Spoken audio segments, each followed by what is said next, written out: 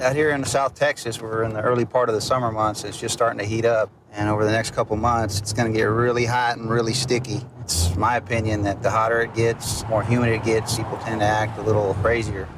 And that's when you see some of your most bizarre things. We got a call at one of the city bus stops here. Apparently there's two males arguing on the bus.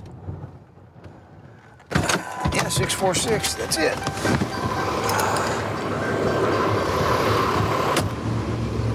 How y'all doing? How are you doing? All right. I called the police. Okay.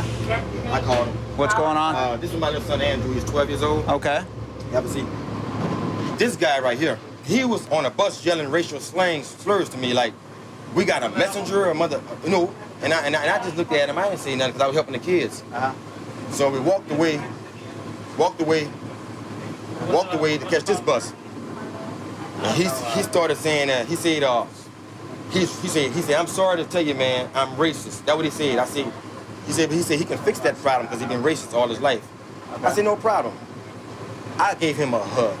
That's what I did. Okay. I hugged him. He said, okay, let me let you know, man, I'm just tired of being racist. He said, I'm tired of being racist. I said, don't worry about it. God is good. I said, man, you need to stop being racist. This is my 12-year-old son. I said, you can't be disrespecting the kids.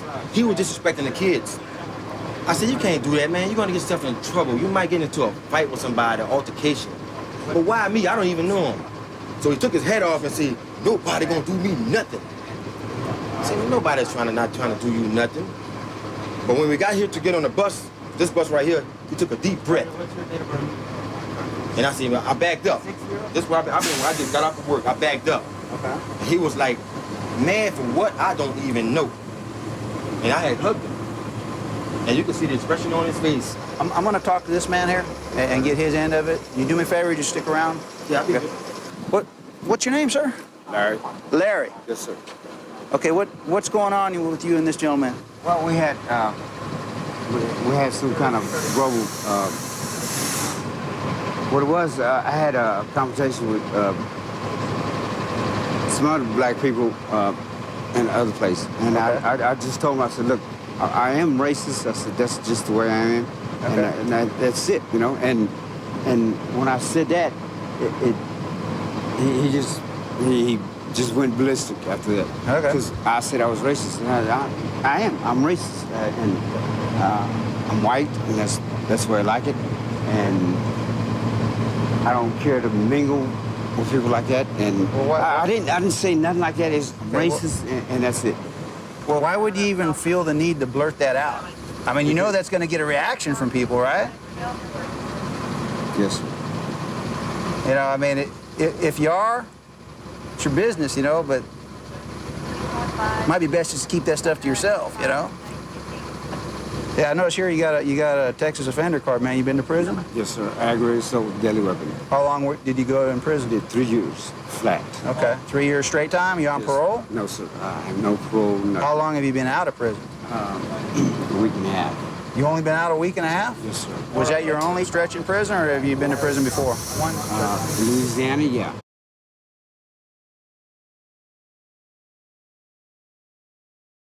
So you've been to prison for something else? Yes, sir, for burning church. For burning a church? Burning church. How long did you get for that? 5. 5 years? Yes, sir. How much have you had to drink tonight, Larry? A little bit. Yeah, if you're gonna arrest me. Larry, right now you're under arrest for public intoxication, all right? Yes, sir. I think you've had just enough to drink to impair your judgment, to make you a danger to yourself and others, okay? Because like I said, man, I don't understand why you felt the need to blurt that out, man. You're not in prison anymore, bro. Yes, sir. You know, Larry, just because you're going to jail doesn't necessarily mean you're a bad person, okay? Yes, sir. I think you got some problems, okay? I think maybe being locked up has something to do with it, but I think the drinking has something to do with it. So before we take you away, man, I'm going to leave it up to you. If you want to apologize to this man, you can. No, I don't. Why not? Because dude put out a weapon, and he ain't admitting it. Okay. He put out a strap, and he wanted... Okay, well, Larry, the man called the police, and he stuck around to talk to us, okay? And I've heard both sides of the story, Larry. Yes, sir. And I think the bottom line is you've had too much to drink. Yes, sir. Yeah, you're right. I mean... Okay, and that, combined with your views, makes you just a danger to yourself and others. Okay, so let's go, Larry. Yes, sir. Let me ask you this, Larry, man. When you burned that church, you been drinking a little bit then, too? Pissed. Been drinking a little bit, though, too, when you burned that church? It didn't even take that to do that. All it took was anger. So you got a lot of anger issues? All right. You're not carrying anything on you, are you, Larry? Guns, knives, we're going to check. You don't have any drugs or anything? No, sir. Check me out. All you want. So, this last stretch, you went there for what again? Aggravated assault, you said, with a deadly weapon? Yes, sir. What kind of weapon did you use? I cut my throat. Cut their throat? Did they live? A little bit. Well, I'm assuming they lived because you didn't get charged with murder, right? Just aggravated assault? Exactly. Let me ask you a question, Larry. Yes, sir. The person whose throat you cut, what race were they? You guess. Were they black? Would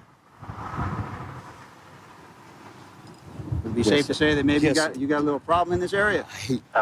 Larry, you got to get over there, bro. Have a seat, man. Watch your head. Yes, sir.